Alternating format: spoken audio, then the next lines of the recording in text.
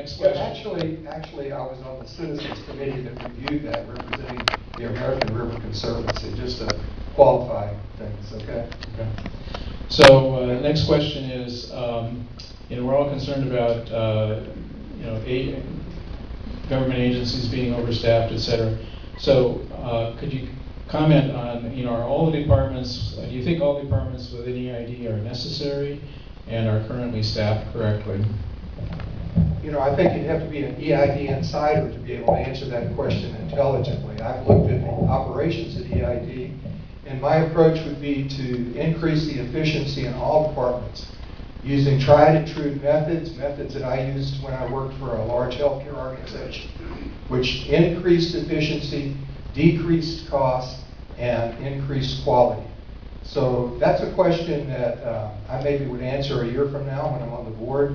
But right now, I don't think I could answer that other than to say I have a methodology that can solve those problems. Oh, my turn? Yeah, you're okay. That's okay. So I have the budget, the operating budget, and the employee benefits by type for 2012 were $10.5 million. Okay. I'm not saying that I'm out to want to cut people's jobs. These are people's livelihoods that we're talking about, and this is very serious stuff. What I'm saying is the models that we've seen in Stockton, the models that we have seen in Detroit, the models that we've seen in San Bernardino aren't working. We can't continue down the path that we are going. But I can assure you, if your job is at stake here, and you're hearing people talk about cutting spending at the EID, my goal is to look at every other possible source before we start looking at people and their jobs.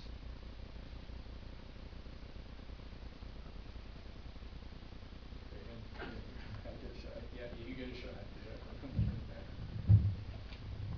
EID's overhead has increased from $7.5 million to over $18 million over the last dozen years that three of the board members have been there on the board. 1/3 of rates go to pay overhead. That's too much overhead. That's too much staffing on Mosquito Road. So we absolutely have to trim back on the overhead jobs on Mosquito Road. It's harsh to those involved, but the fact is, so is 102% rate hikes, and so is the fact that 20% are still undercover that have to be addressed. So overhead has got to be addressed. Okay, thank you. Next question, let's see, I think we're up to you, Jake, is how much of the current revenue is required for debt service, and how would you deal with EID's debt issues if you were elected? I think the first thing you do is you put a moratorium on getting any new debt. And before we figure out what are we going to do to pay down the debt that we currently have, let's not incur another penny of debt until we get a board in place that starts to figure out what the problems are and what we're going to do to solve them all. So that's the first step. Second step, we've got, I think, in response to the first part of your question, Darwin, my calculations show it's about 25% of the debt service that goes to the total budget. If you look at just the ratepayers portion, the wastewater and the actual potable water, it's more about 32% of debt service. The numbers are astronomical. I can't run my business with those numbers, and I don't think a municipality, and I certainly would take the position that if I am elected, I'm going to be the steward of the ratepayers' money. It's not something that we just go incur additional debt to go spend money willy-nilly. EID has deferred paying about $4 million of debt each year right now. If that hadn't been pushed out to the next decade, that 32% would be closer to 40%. So they pushed out some debt that enables them to keep on spending. That positions them so that they're looking at raising $60 million more debt soon. And that is going to drive 7% of the 7 points of the 11% rate hike next year. So clearly, going after and adding more debt, adding more cost to expand capacity is just wrong.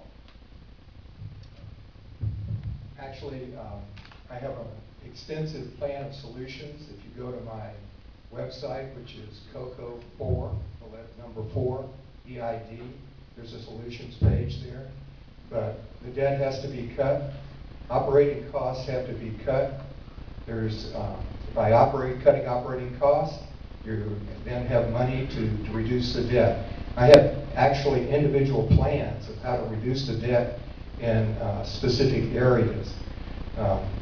But the main thing is, once again, to use tried and true methods that I've used at other institutions to increase efficiency, decrease costs, and increase quality, and use that to pay down the debt. Thank you. Next question is, does EID have unrecorded liabilities in the financial statements, such as future pension costs or healthcare costs? If so, how much are these liabilities, and how will EID meet these obligations? And this isn't, I may need some help, but this isn't the unfunded liabilities, but actually unrecorded. They're not even on the balance sheet. You can speak to both.